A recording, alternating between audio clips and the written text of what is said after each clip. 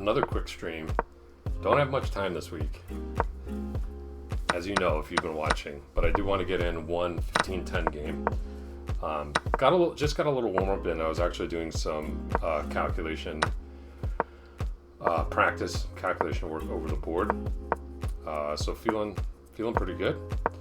So let's get in there.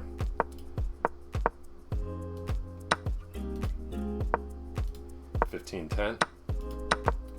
I love the juxtaposition of me searching for 15-10 game and watching a hyper bullet game as we wait, because it's just like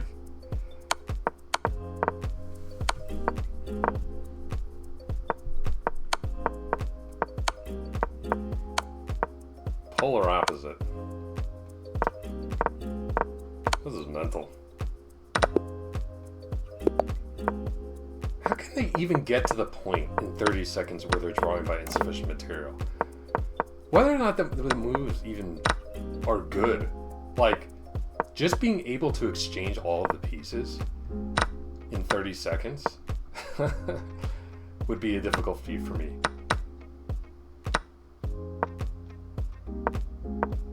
Like physically making those mouse moves.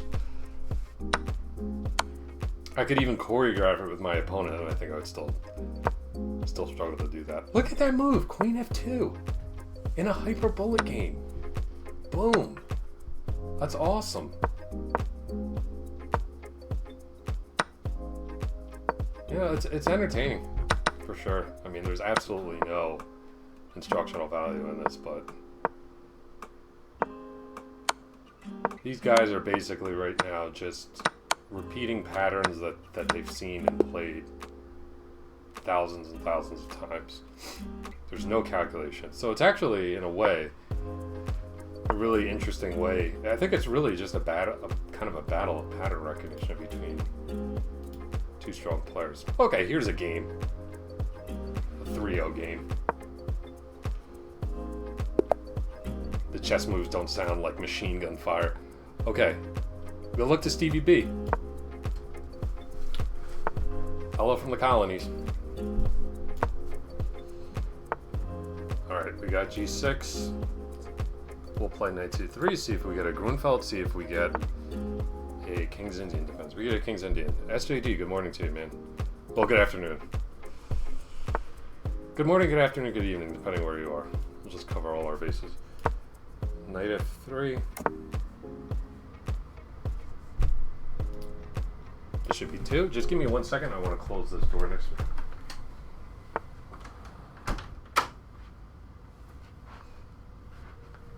There we go. We've been getting a lot of King's Indians. For sure. Okay, so this opponent goes for the Knight C6. Again, we talked about this in my last stream, a very risky variation for white. And, you know, depending who we get viewer-wise, I may just show you that those two positions, the main line and the line I'm playing now after 12 Bishop F2. So that's 11 F3, 12 Bishop F2. We'll look at this position after the game in the main line versus what I have on the board right now, and you'll see why this is such a risky variation for for black to go into.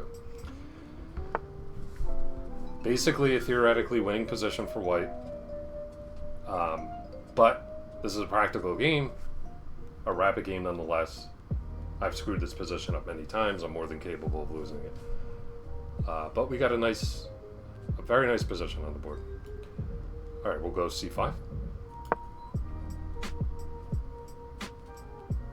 Had a King's Indian yesterday where I played the Gligarich. My opponent correctly played Knight G4. I backed the bishop up. We had an exchange on E5. My opponent actually took with a knight. And in a few moves, I played Bishop G5, attacking his queen, and I totally missed a one-move tactic. Knight takes F3, removing the defender with check. And I was lost on like move 15. Pretty embarrassing, but A6.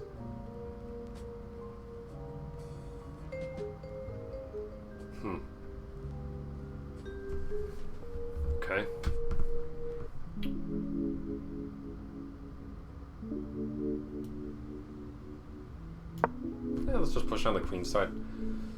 So we saw this the last time we got this variation. Our opponent started playing on the queen side, and it did not end well for them.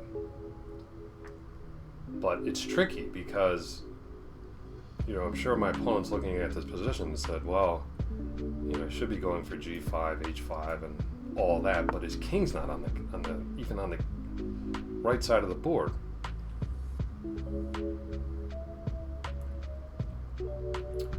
Now,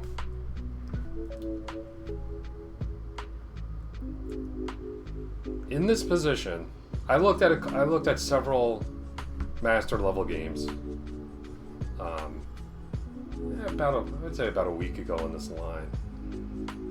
And what surprised me in a lot of those lines is that they were playing h3. Really just saying you're not getting this advance in. And I really don't care about making this move because my king's not over there and I'm not weakening myself too much. That was basically the argument White's making. So let's just do the same thing and see how this works out. It does weaken the g3 square, but it really cuts across Black's plan in this position.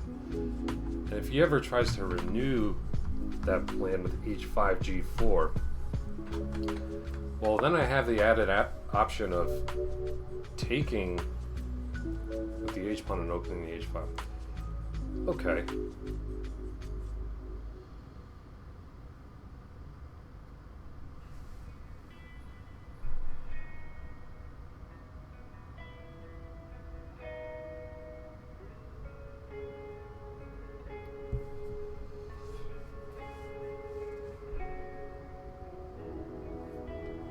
So I'm gonna take. This is pretty much always the idea in these variations. So many kings Indians, and that is to get the knight in here pretty quickly. Okay, I don't have a problem on the c file. You know, you see these two pieces stack one another on top of one another like this. You know, you always got to watch out for some sort of attack on it, but this bishop's defended, so I can always, if my opponent plays a move like queen c7, it's not going to affect me.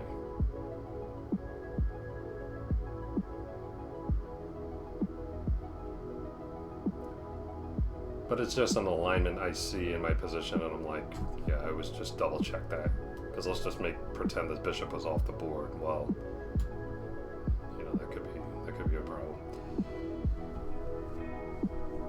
All right, so our queenside play is progressing pretty well.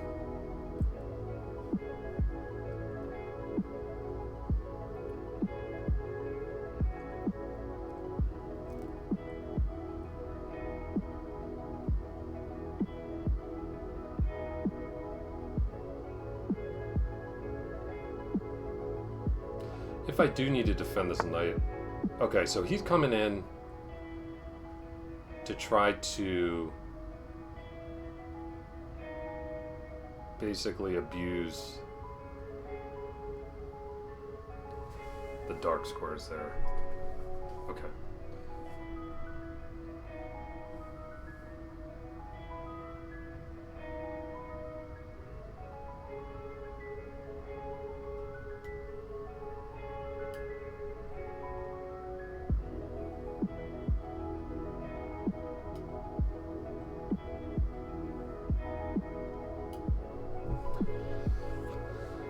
Alright, let's think about what we want to do here.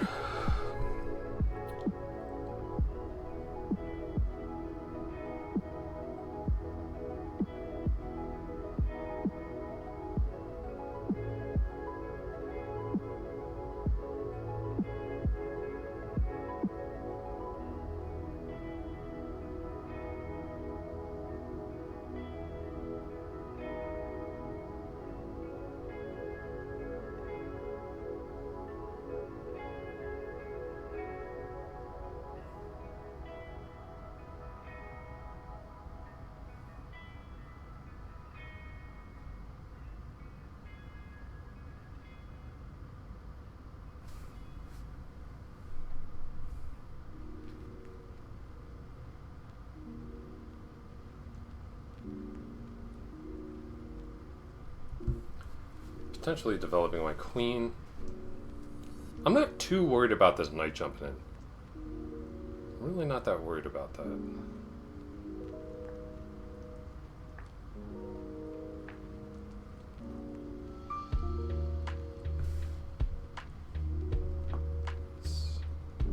Oops. Turn off those phone alerts. Don't need those. Oops. Just lost my chat. There we go. Alright, do I want to come in knight b6?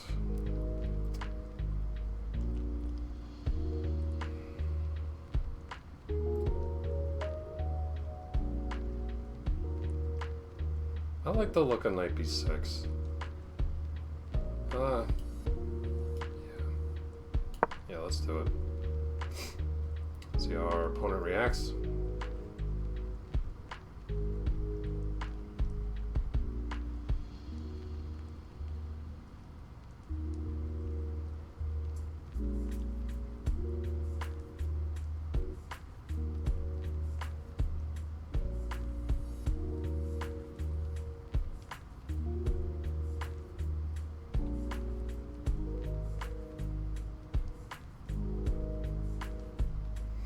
So if the rook steps to b8, you know, one nice thing about bringing the knight to b6 that I see is that you know, it makes a move like b5 a little stronger because I'm putting some pressure on that queen side. Okay, he drops the knight there. I mean the rook, I'm sorry. So I've got this bishop in my sights, which is really nice.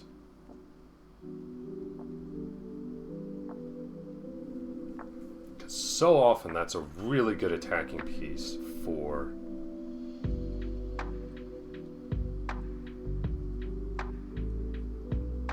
black. Alright, I'm going to get the rook off the open file. Come here.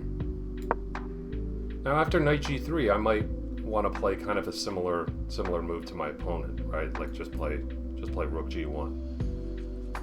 Right, I can't... Tactically, I can't take this knight right now. I mean, I guess I could.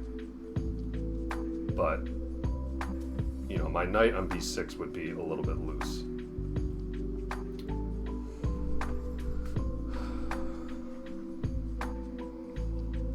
Yeah, because bishop takes, let's just say queen takes, we back the bishop up to f2.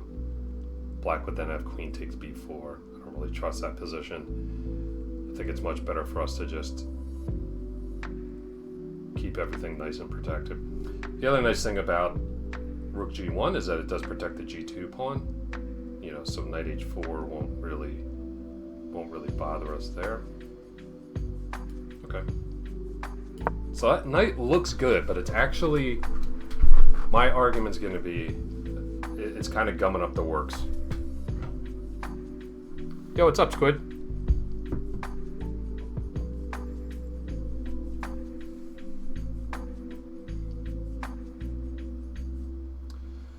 That's a really hard question to answer, Squid. Let's talk about it after the game, okay? For now, just enjoy the chess. Let's try not to worry about cheating and all that. I feel highly confident that my opponent is not cheating in this game. I can say with 100% confidence that I'm not. So, nothing that we need to worry about right now. But I'd be happy to address that topic shortly.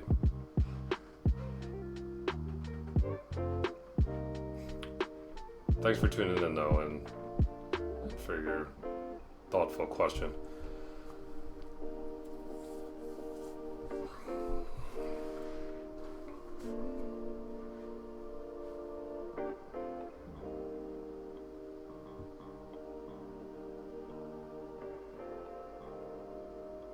Oh, I know you weren't. I know you weren't Squid. No, I know. Apologies if I gave you that impression. I was just saying it would maybe I would have been, you know, if I suspected that during this game, maybe I would. Okay, so he just burnt time with the bishop. So now, I don't know. It's still in my sights though. He could save it by going bishop e8, but I'm not sure how much I even care about that. Because that's not where the bishop wants to be. It wants to be on this diagonal supporting g4. Oh, Squid, thanks for the sub, dude. Really appreciate it, man. Welcome to Team MVP. Boom. Is this Squiddy WV? Are you from West Virginia? Do you know WV chess by any chance, or is that just a coincidence? Thank you so much for the tier 1 sub, man. Really appreciate it. Okay. Alright, it's good. So, I'm really excited about the sub, about you being Team MVP, but I gotta start focusing here. Because you're not gonna watch me if I'm not able to convert positions like this.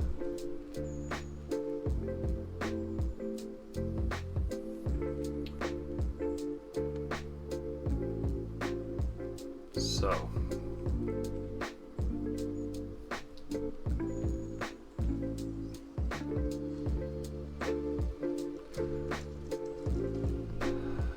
I think I'm gonna maintain the knight for now.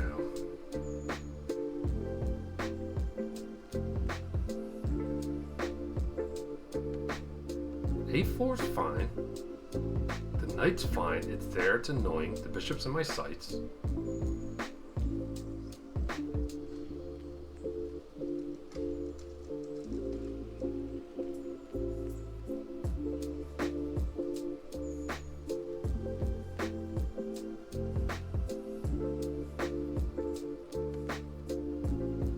One thing I could do is consider playing a5 and then rerouting this knight to b6. How do I feel about that? And just maybe the long time edge.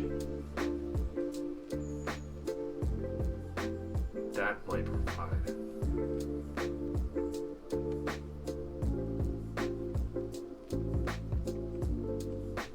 I think that maneuver would be a little loose though with this knight hanging on g3. Don't want to be in the position of having to.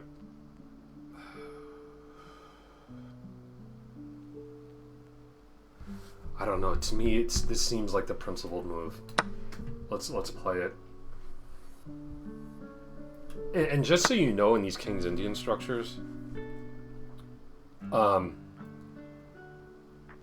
so often you would rather take this bishop on c8 than the rook. Like, let's say black didn't move in like a normal King's Indian. Black didn't move the rook. You could consider actually just taking on c8. In the more of the mainline ones. Here, it was a little bit different. Yeah, lock in here, I will. Sorry, we got another sub on this channel who is very active with the West Virginia Chess Federation. Or association. Maybe you know him. Yeah, lock in here, absolutely. Really good advice.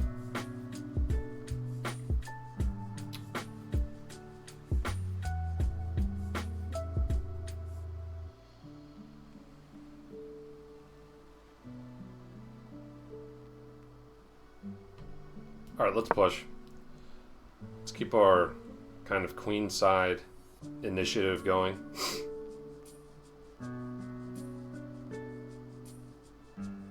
This knight looks great, but at the moment it's not doing anything. Of course, we got to keep tabs on it. It's all up in our position, but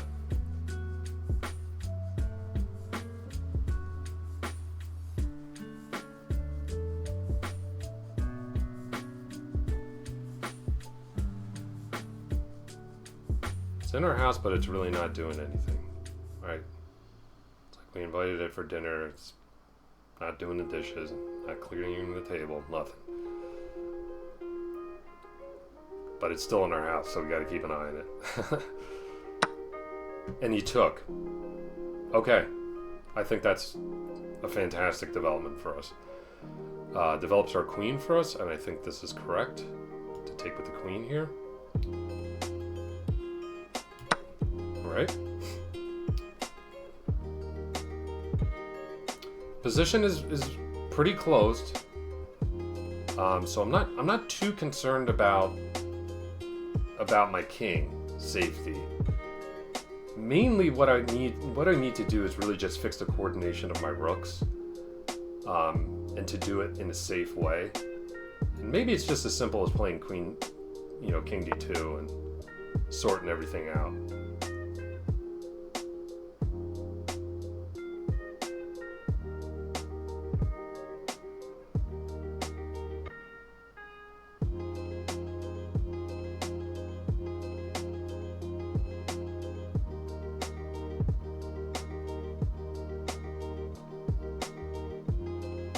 Now I'm really looking at the move bishop b6. Why bishop b6? Because I really want to prevent the queen from coming to c7. And it would give my king a really nice square on f2. A square I like much better than bringing the king to d2. Much better. It's not easy to, the piece is undefended, but black really can't attack. Controls a lot of key squares.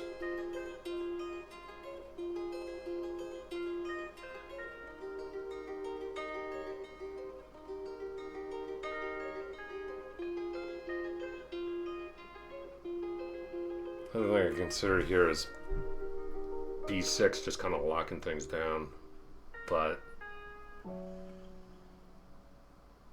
I'm not sure about that. Yeah. Let's bring the bishop here.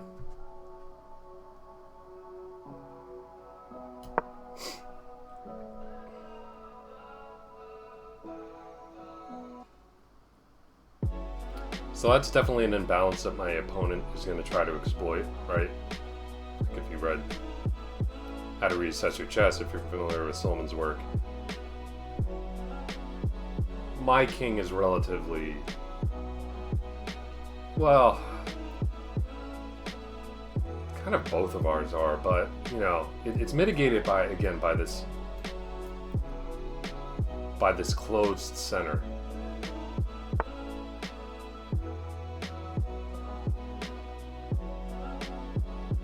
Oh, I see. He's going to look to maybe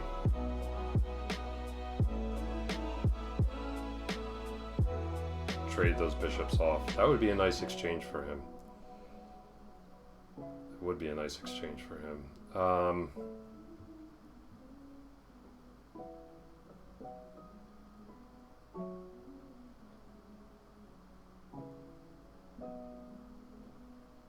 Just really need to get my rook sorted out.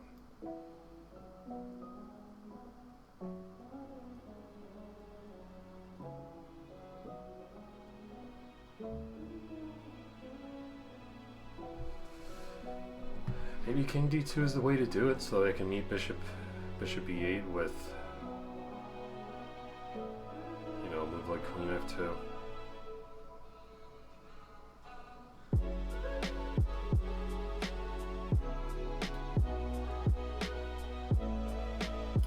All right.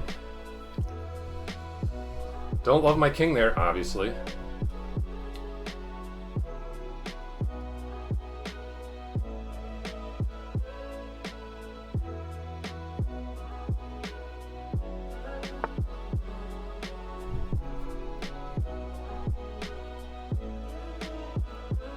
Want to maintain this tension.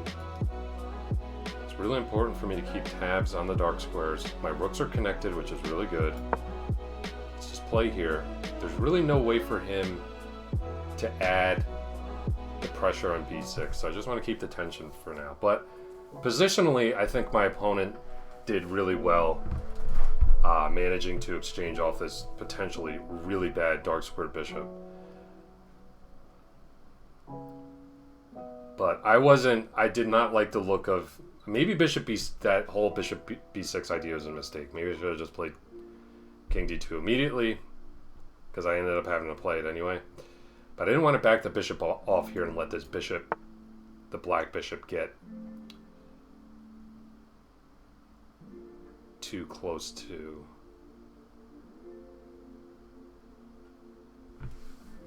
my king.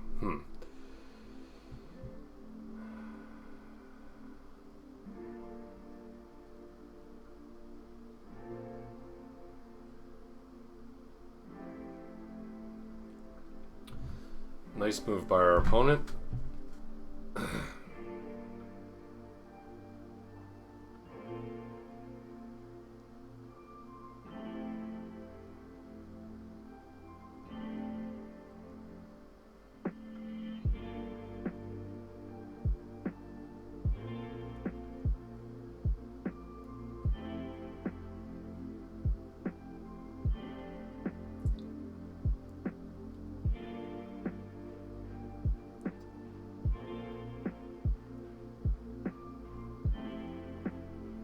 I think for me, probably just starting to double makes some sense. Just so I'm in a really good position to react to the opening of the C file eventually.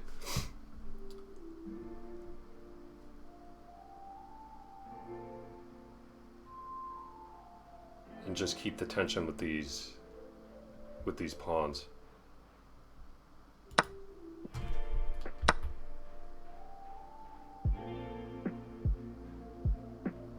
Taking with the king could have been possible.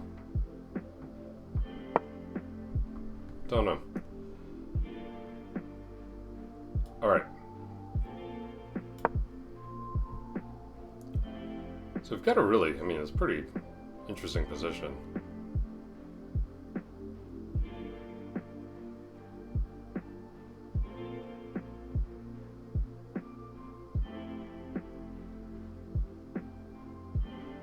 I think we both want to keep the tension here on b6. So where is this knight going?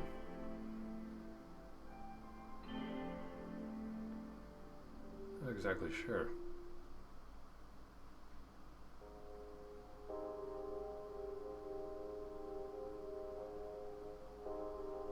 Oh, I see. He's threatening to take on g2. That's a nice move. That's a nice move.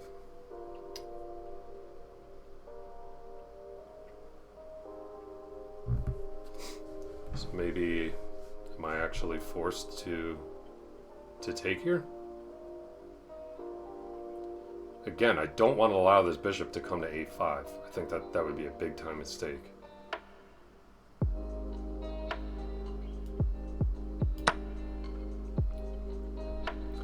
The threat was just simply knight takes g2, and I don't know about inserting that bishop takes d8 because maybe the knight could throw itself in here. I don't know. Didn't like the look of that. Now, you want to keep the queen boxed out.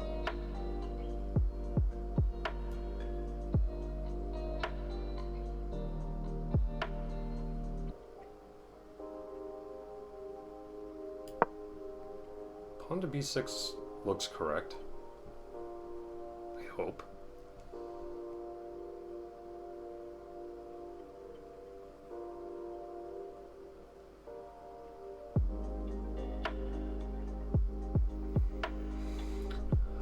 I'm just hoping that, you know, my extra space will, you know, pay dividends in an endgame.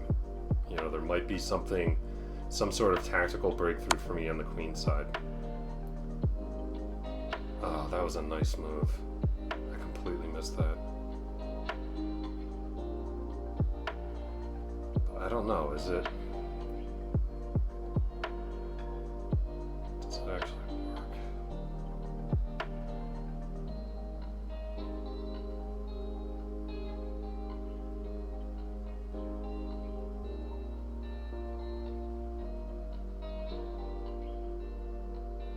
don't know about that move.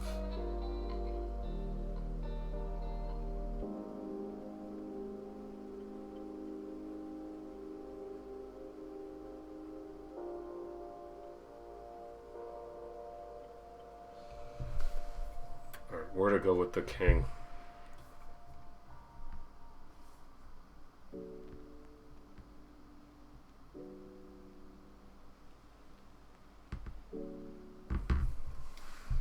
Might be screwing this game up.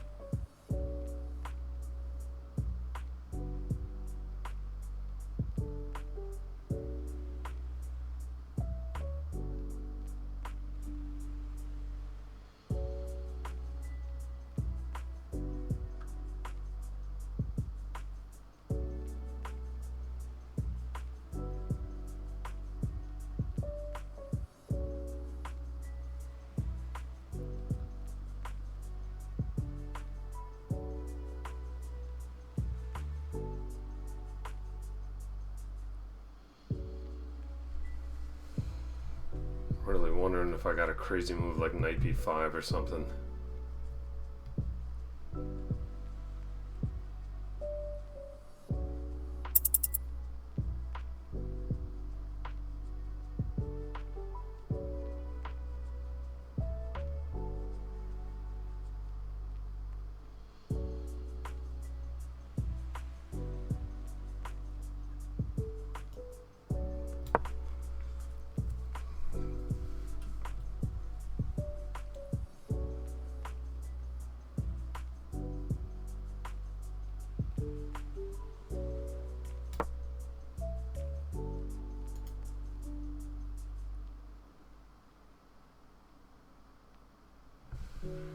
This looks...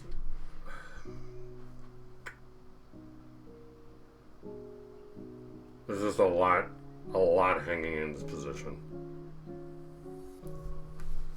See how our opponent responds to this.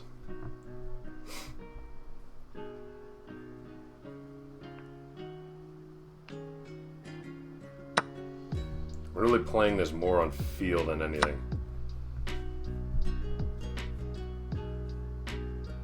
So the knight, the rook is currently attacked. I don't think giving a check really changes anything much. So let's see how our opponent responds here.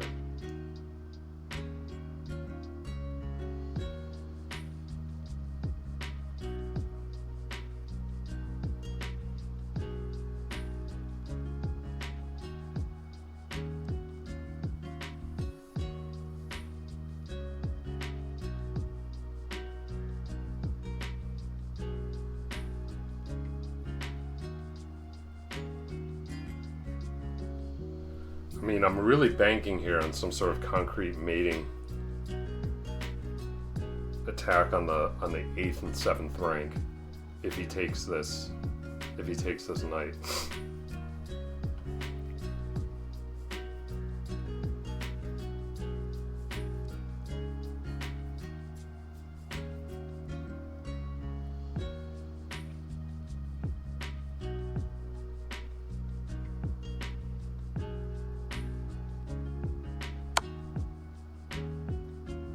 Interesting. So he does kind of a desperado there. The rook is still hanging though.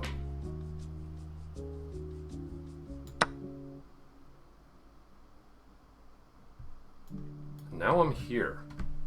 And now I'm getting ready to bring the rook in. Look, I mean, we'll see in the eval. It looked like a sound tactic to me.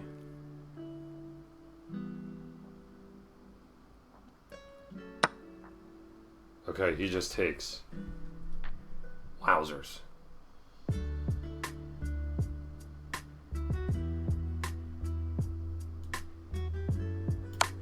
just to be smart about this. I don't want to bring the rook in until I'm completely ready to do so. Got plenty of time.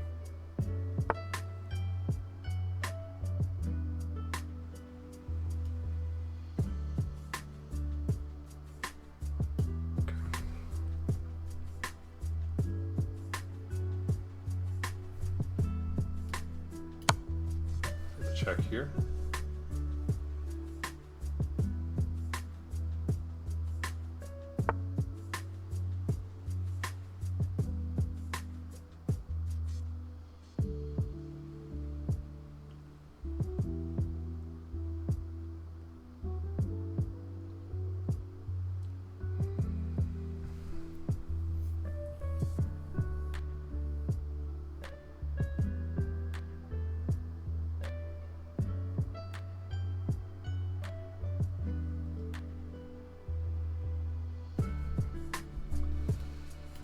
Man, my opponent's got a lot of counterplay though against my king. This has got to be winning though. Why can't I find the win?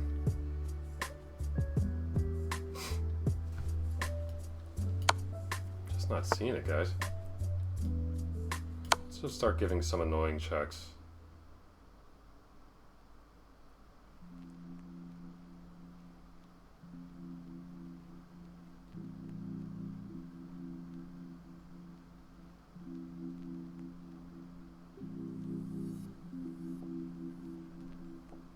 Just buy us some time. I mean, if my rook could get into the game, this game is over. But the problem is, if I try to do a rook lift or something like this, I've got this check to deal with on a5. If my king steps over, this rook is going to be able to land, and then I'm dealing with the same attack that my opponent has. That I'm trying to deal to my opponent, and I'm so low on the clock.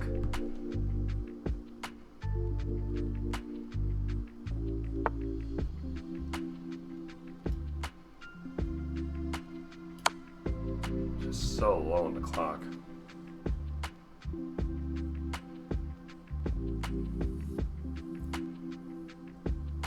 I'm sure I'm going to be kicking myself after this one.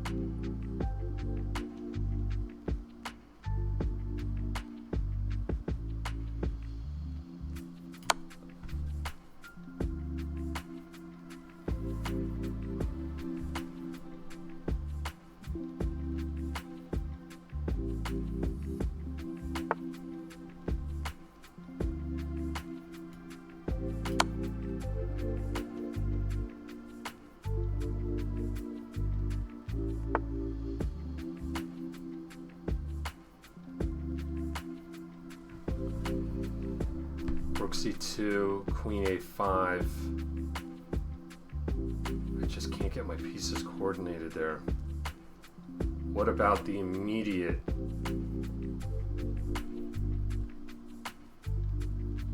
The immediate king e2.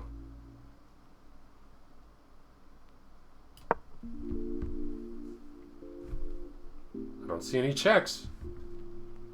And see, I got the king on the G file where I can get this move in one tempo. Oh man, does he have rook takes e4 perhaps? My queen is so far away to defend.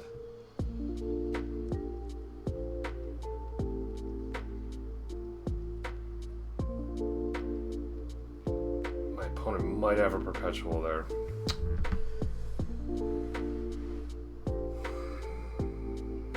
Yeah, this position straight out of like calculation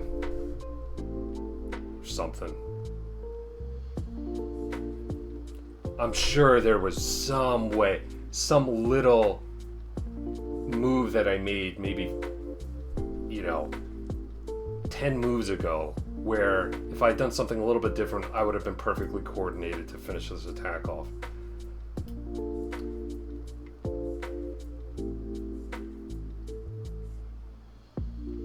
I think this gives me the best winning chances though.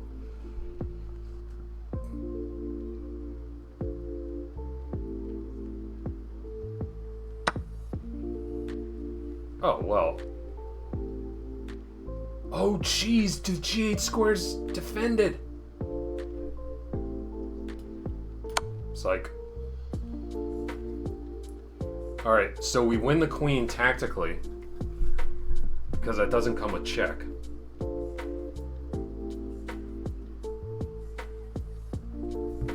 What an incredible position this has been. This is what I was saying, like, a computer would win this line of the Gligorich probably, like, the win rate would be astronomical. But there's so many practical chances in the King's Indian that, you know, that's why it's playable at the highest levels. It's just, these games are just always insane and a lot of fun. But it looks like we got our rook in with decisive effect, and I'm able to win it because of this skewer. So let's just make that move. Okay, end his king's cutoff. So here come the checks. Now we don't want to step back to this file, that's for sure. But we got work to do. Like this isn't just like, you know, open and shut case here.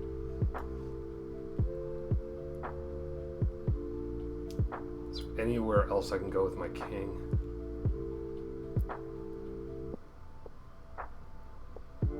The endgames for me are endgames, i.e. if I were to exchange queen for a rook, are obviously losing. So I can't do that. Let's come here. Let's start infiltrating with the queen. You know, if I can win the d6 pawn, now we're talking. So that's kind of my short-term plan, is to try to win this pawn so that I can get a passed pawn of my own. Let's take. And ideally I can do all of this with check. Alright, let's take here.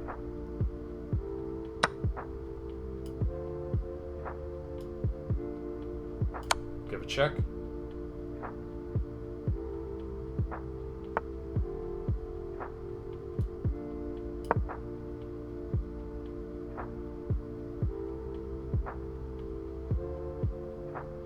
So this, yeah, I think this d6 pawn is going to bring home the bacon.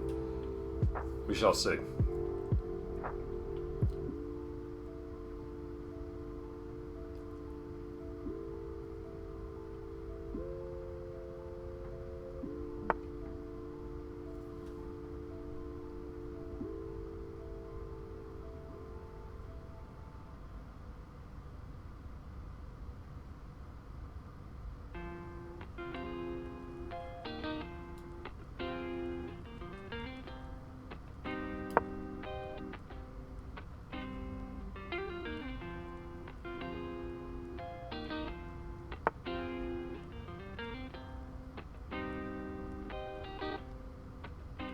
Well, that's just going to be a tempo too short. Yeah, and my opponent resigned. Wow, what a game. Boom! Got that one. Alright, so, you know, Squiddy, we'll start getting to your really pertinent question here. Thank you very much, ma'am. So that was a crazy, incredibly sharp game. The King's Indian, you know, we're not talking about me converting a pawn advantage from a queen's gambit declined or a Slav, right? My accuracy was 86%. My opponent's was 79.3. There have been plenty of times over the last week or two, especially since I've moved to 1510, that my accuracy on my wins, you know, is sometimes between 90 and 95.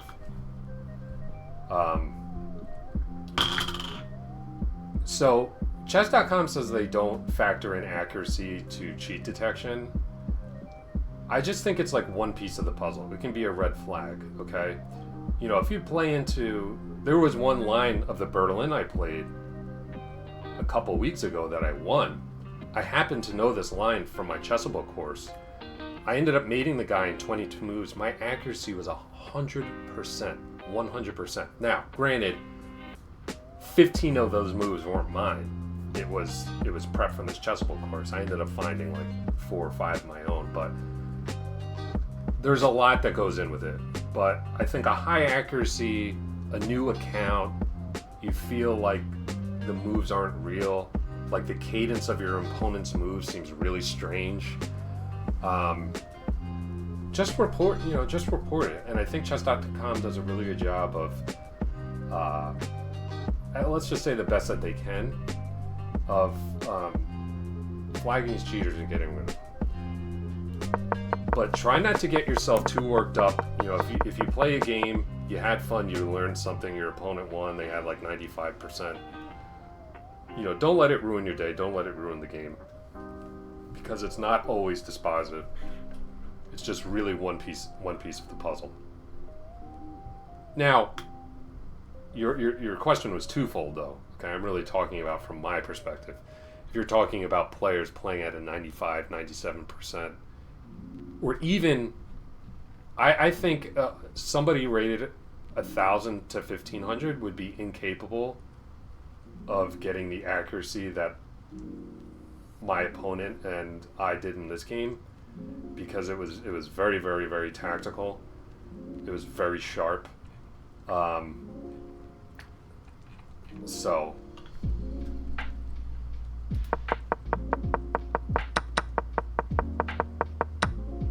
okay, so allowing the knight, first of all, my opponent came up with the correct plan, right? Like that was the downside, and I knew it, of playing h3, is I prevented my opponent's...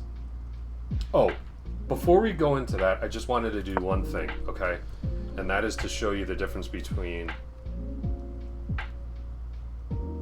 the line that I played, bishop e3, and the main line, okay? So here's 12 bishop f2, 12 bishop f2 in the line that I played, okay? Let's go back, and instead of me playing bishop e3, which is the Gligorich, let's play the normal King's Indian. After e5, castles, knight c6, d5, knight here. We drop the knight back. This knight comes back, preparing f5. We get bishop e3 in. There's f5, there's f3, f4, and bishop f2, okay?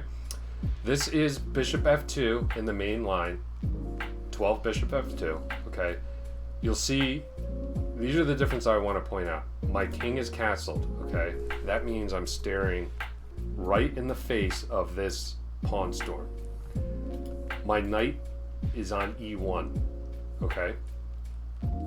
It came to this undesirable square, so that the bishop would be able to get to e3 and fall back. Eventually it will try to get into the game and onto the queen side, but it is on e1 right now. And then notice this. So these are the 4 things I want you to know. 3 things I want you to notice. The king being castled, the knight being back on e1, and this pawn being back on b4, right? So I haven't even gotten my queen side initiative going. Now look at the position from the game. Okay. Main line, game. The big difference here is my king has not been committed, so I'm not staring at this attack. My knight is on d2 instead of, the inferior e1 square, and I've already gotten b4. Okay, so you can see how I've able to really coordinate my pieces in the ideal way and start my queenside initiative very quickly. And conversely, black does not have the typical counterplay that he does on the king side, as we saw in the game. Okay, so let us proceed.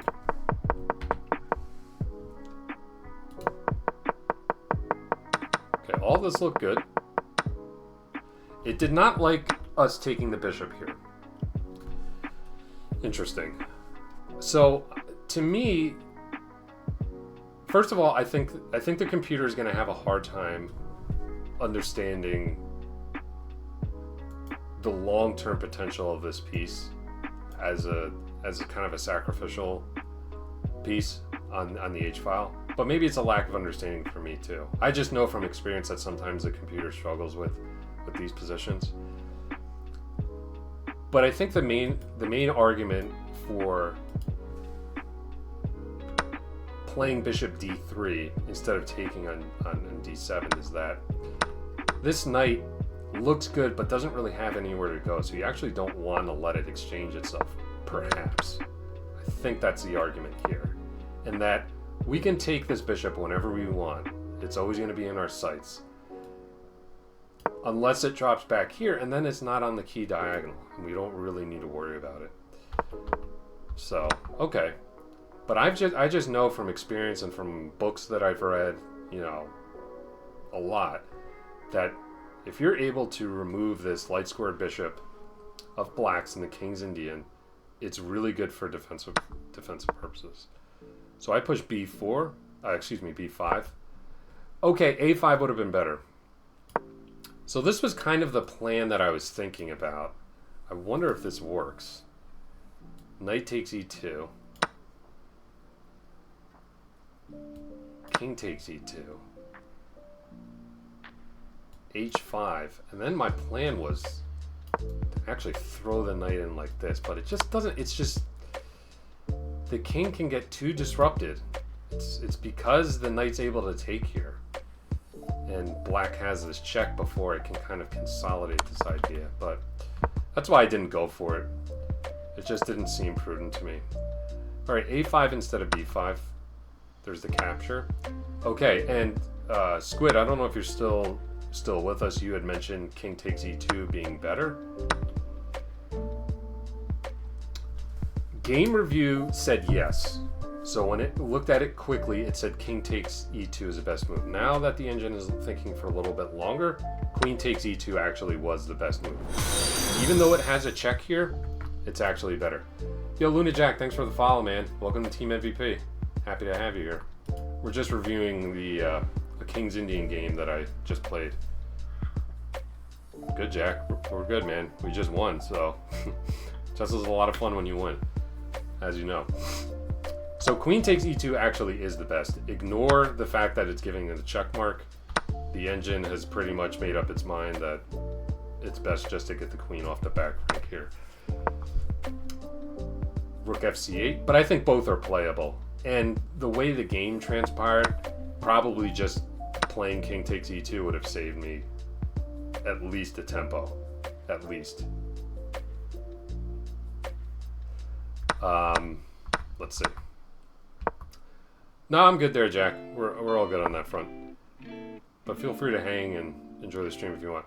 So bishop b6, yeah. Bishop b6 was a mistake for sure.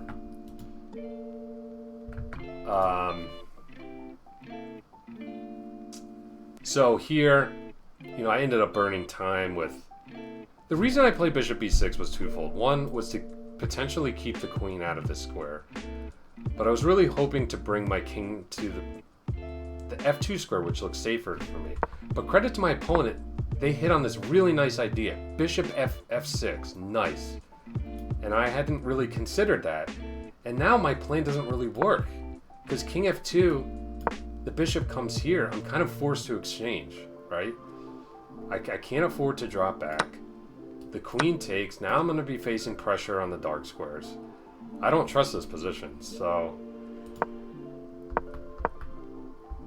That's why I ended up playing king d2 and then just reinforcing with this. But this was, you know, the game review saying that that's a great move, and I really agree. Stevie was really able to hold his position together by finding this really nice positional maneuver and challenging me on these dark squares. So credit to him for that one. And rook c4 was another good find by him. Really kind of put me in a jam. So I just decided to double, which seems fine. Still got a pretty balanced game here. Knight h4. I took. So the threat here is, I don't know, let's just pretend it's black to play. Black could consider capturing on g2 here with the knight.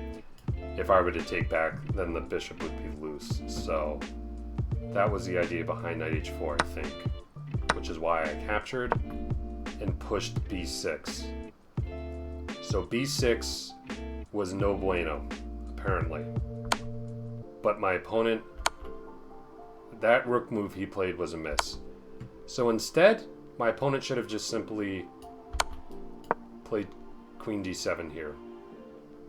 And looks like we'd have a pretty balanced game. I'm wondering, like, after h... So what would I play in this position? It's hard to even find a move. Let's say queen e2, like a little waiting move. Well, then comes rook h5. Maybe, I don't know. It's a tough position, but after this move, my opponent unfortunately got himself into some trouble. So king e1 was great move, best move. And after queen takes b6, boom! Oh! Yeah! Knight b5, double exclaim. We got that one. I'm not winning. To be clear, I'm not winning because of what you saw in the game. There was a lot of different counterplay. But it was the only move, and it was, I would say, kind of a hard move to find. But it all has to do with this hanging rook on c8. Once my opponent captures, then I think he is in a little bit of trouble. He decided to take with the knight. Oh, wow. Come on. How could I even consider playing a move like that? Best move in this position, king e2.